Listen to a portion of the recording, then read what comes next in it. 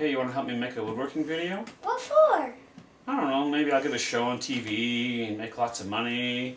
We can buy a new house and you can have your own playroom and you can have a really big shop. In fact, my shop would be so big that if you were on one side of the shop and I was on the other side of the shop, we can't hear each other. We gotta call each other on a cell phone. And then we can downstairs we can have a hole in the wall, and then there's a spiral staircase, and it's really bright, and it leads up to the roof, and there's a slide that leads to the trail that we catch lizards. Okay.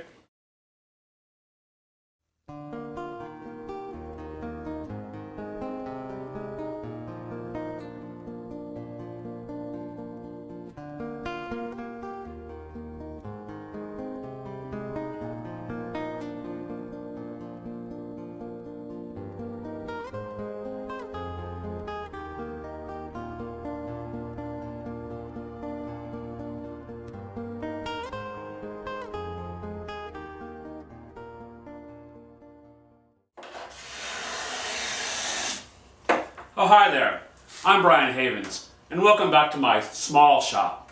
This time on the Straight Edge, we'll take a look at one of my favorite weapons in my woodworking arsenal, the card scraper. Ah, the card scraper. A piece of steel about the size of an index card, with a sharp burr on the edge used for cutting. They make quick work of cleaning up reclaimed boards before sending them through the jointer and the planer, and won't clog up like a belt sander. They'll replace most or all of your sanding regiment, saving you a small fortune in sandpaper, not to mention sparing your lungs from the harmful dust caused by sanding. And they'll clean up glue squeeze out and level surfaces like nobody's business. But now if card scrapers are so fantastic, why isn't everybody using them? Especially with all the videos and articles available on card scrapers on the internet. I had my suspicions as to why, but I figured the best way to find out is to ask woodworkers who don't use card scrapers, why don't you use card scrapers?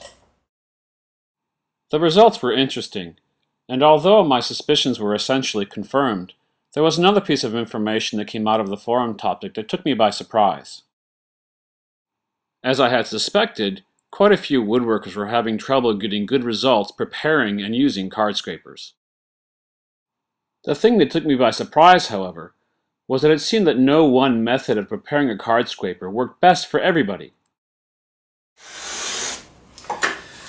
Now, knowing that not every method of preparing a card scraper works for everybody, the last thing I want to do is yet another video on some ultimate method of preparing a card scraper. Instead, I'd like to take a look at some of the common mistakes and errors made when people prepare card scrapers, and also offer some tips for using card scrapers. Before that though, let's take a look at some guiding principles regarding card scrapers. This is just some general information about card scrapers that you'll want to keep in mind as you decide where you want to use card scrapers and what method you want to use to prepare them. First, there's a trade-off between how much time it takes to prepare a card scraper and how smooth a surface the card scraper will produce. At one end of the spectrum are quick methods of preparing a card scraper that produce a coarse burr. At the other end of the spectrum are more involved methods for preparing a card scraper that produce a fine burr.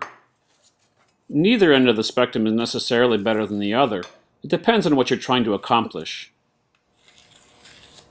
For example, when cleaning up reclaimed boards, I'm not too concerned about the quality of the surface left behind by the scraper. I simply want to remove all the old finish and paint and whatever other crud there is before sending it through my planer. As well, the burr's not going to last very long under these conditions, so I need a method that's going to refresh my burr quickly. On the other hand, if you're trying to replace most or all of your sanding regiment, you'll want to spend a little bit more time producing a fine burr. Second, unlike a plane iron or other cutting tool, the scraper burr doesn't last very long. Even the best quality burr will only give you about 10 minutes of continuous scraping. Therefore, we need a method of preparing a card scraper that allows us to refresh the burr efficiently. Notice here that I'm actually able to refresh the burr by simply reburnishing the card scraper without having to repeat the honing step. Also notice that we can prepare and use all four corners of a card scraper, thereby quadrupling the amount of scraping we can get out of one card scraper. Third, using a card scraper has to give you a good return on your investment. There are alternate ways of doing everything you can do with a card scraper, so using a card scraper has to save you time, money, or ideally both. For example, if it takes me about a minute to prepare a card scraper, and I still have to follow up with some light sanding, I'm still saving a lot of money on sandpaper as well as a lot of time. But if it takes me 10 minutes to prepare a card scraper just so I can skip the extra sanding, it's not a good return on my investment. And finally, not all species of wood scrape well. Softwoods like pine don't scrape well at all, and softer hardwoods like poplar only scrape a little bit better. Most other hardwoods, however, scrape fairly well, even fairly light hardwoods like walnut and mahogany. Tight-grained woods like maple and dense woods like this utopia usually scrape quite well.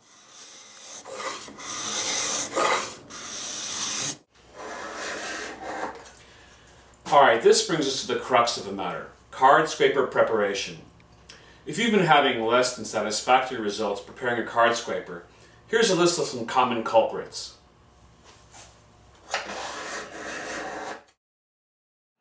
The ultimate goal of any method of preparing a card scraper is the same, which is to produce a sharp burr on the edge of the card scraper. It's this sharp burr that gives us our cutting action. That's right, I said cutting action. It turns out that scraper is actually a misnomer. If you look at the angle that the burr makes with the wood, you'll notice that it's not much different than it is when you're using a hand plane. The difference between the way a hand plane and a card scraper cut are twofold.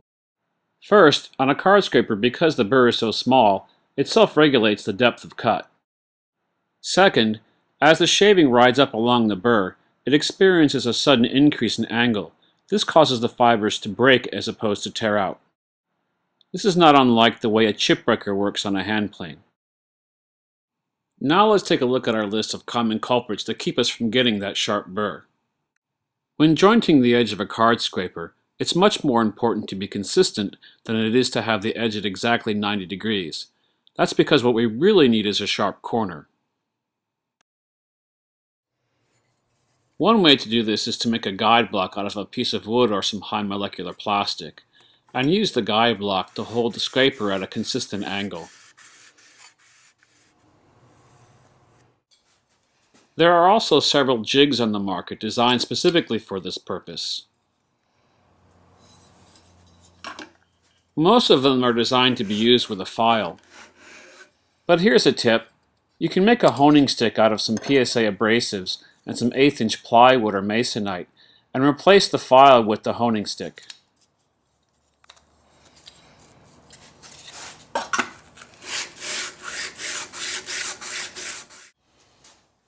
However, I find one of the easiest ways to join consistently is to place the file or honing stick in a vise, and use the top of the workbench as a guide.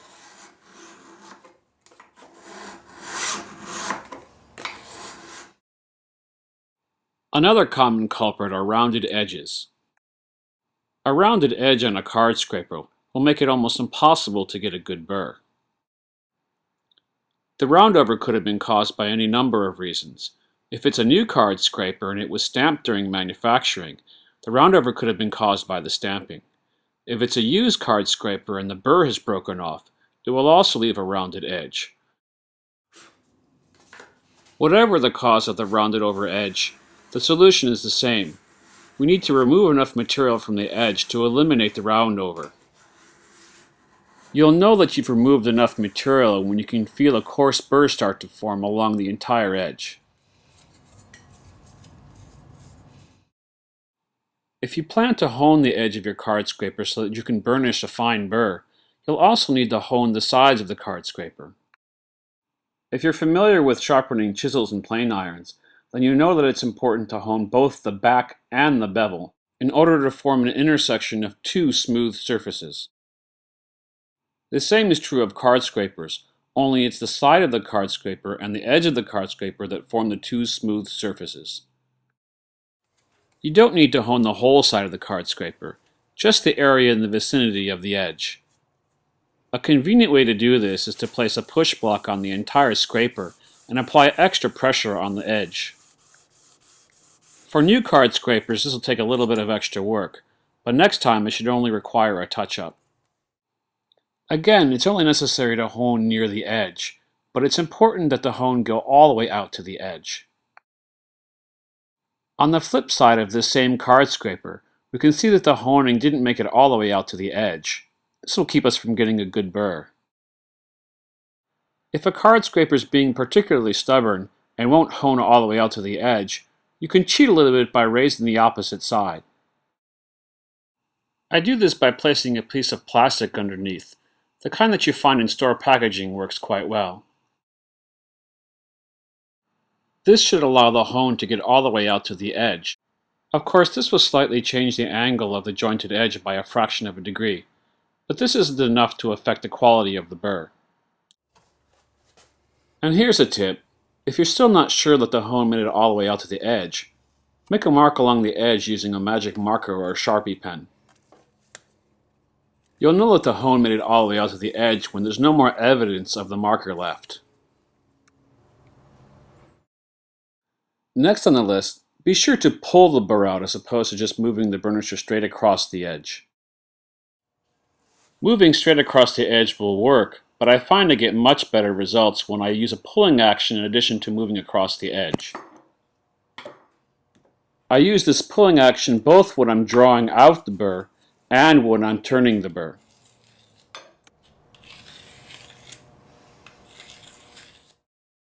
And finally, there's no shame in using jigs. I initially got good results using a jig like this one, and I still use my Veritas edger regularly.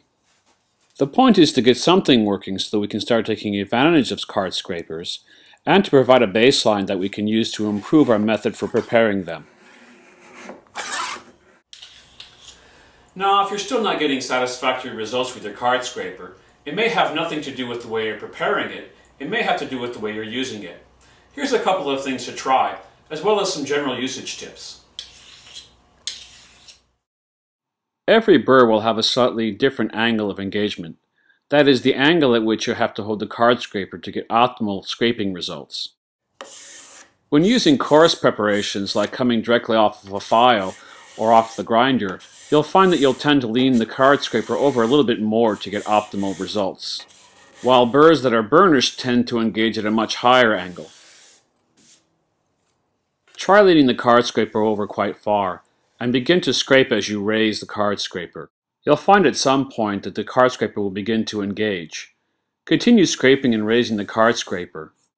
At some point, you'll start to feel the card scraper begin to disengage.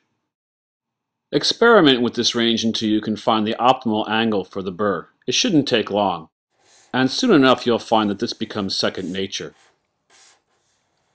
Although I will add that I usually find the optimum angle tends to be closer to the point of disengagement than at the point where it starts to engage.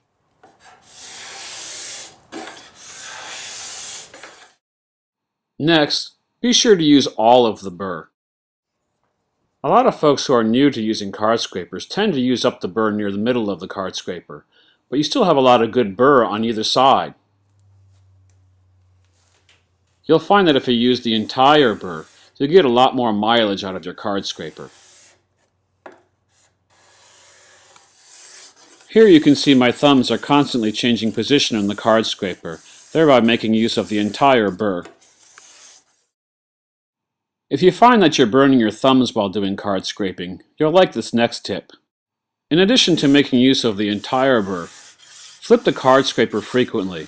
This will avoid heat buildup, saving your thumbs from being burned, as well as extending the life of the burr.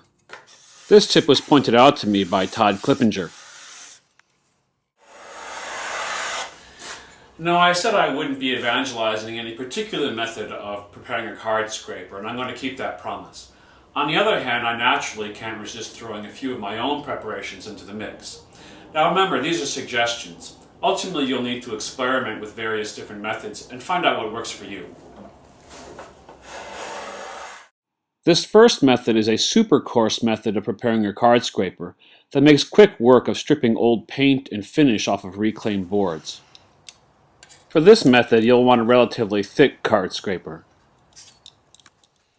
Using a low-speed grinder with the platform adjusted approximately 90 degrees to the grinding wheel, gently touch the edge of the scraper against the grind wheel.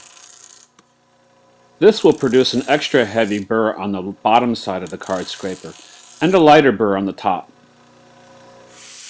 The extra heavy burr does a great job of stripping off old paint and finish. Once most of the finish and paint is removed, flip the card scraper over to the finer edge to further clean up the wood. Of course, this burr won't last very long, but then again it only takes a few seconds at the grinder to restore the edge.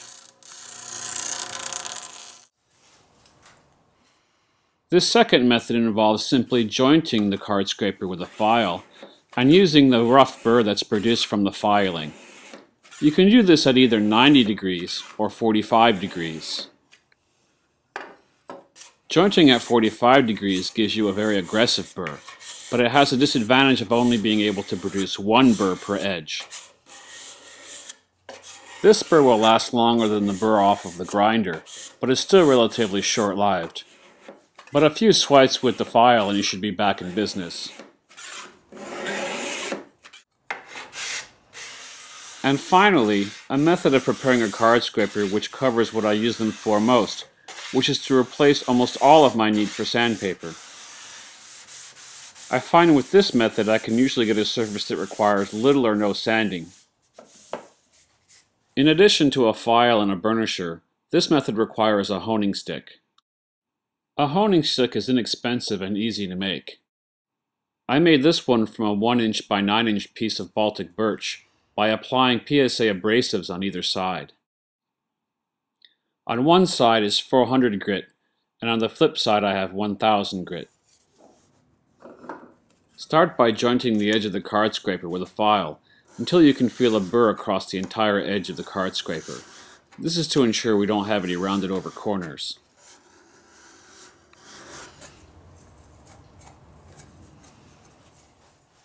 Next, using the 400 grit side of the honing stick, hone either side of the card scraper until the hone reaches all the way out to the edge.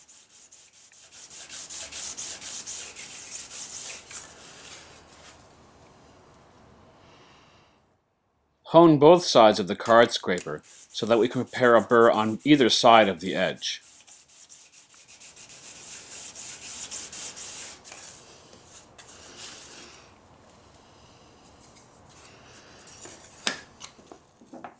Then, using the honing stick in place of the file, hone the face of the card scraper.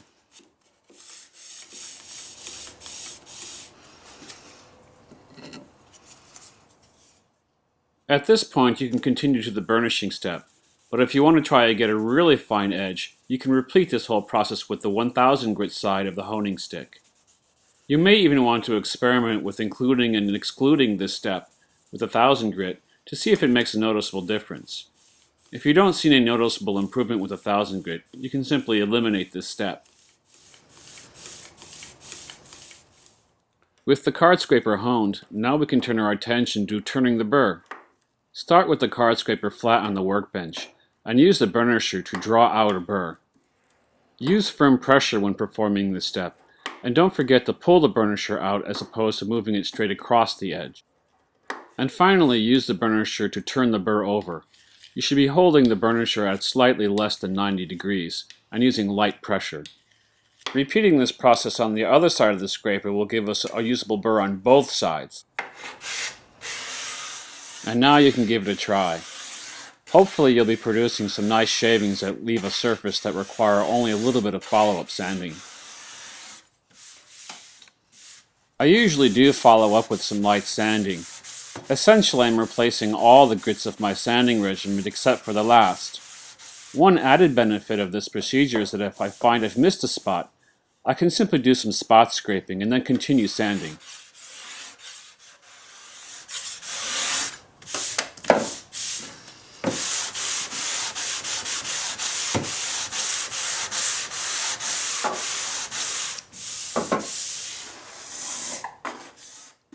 And don't forget that it's not necessary to rejoint and rehone the card scraper every time the burr wears down. You can simply use the burnisher to return the burr several times before needing to rejoint and rehone.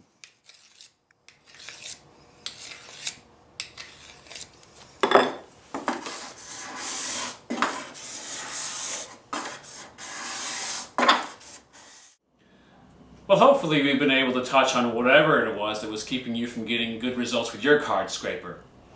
And as always, if you have any comments or questions, you can send me a note.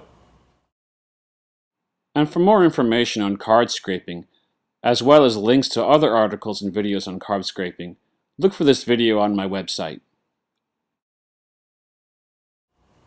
Before I go, I'd like to give a special thanks to all the lumberjacks who responded to my forum question. The information that I got was invaluable in making this video. Thanks for watching. I'm Brian Havens.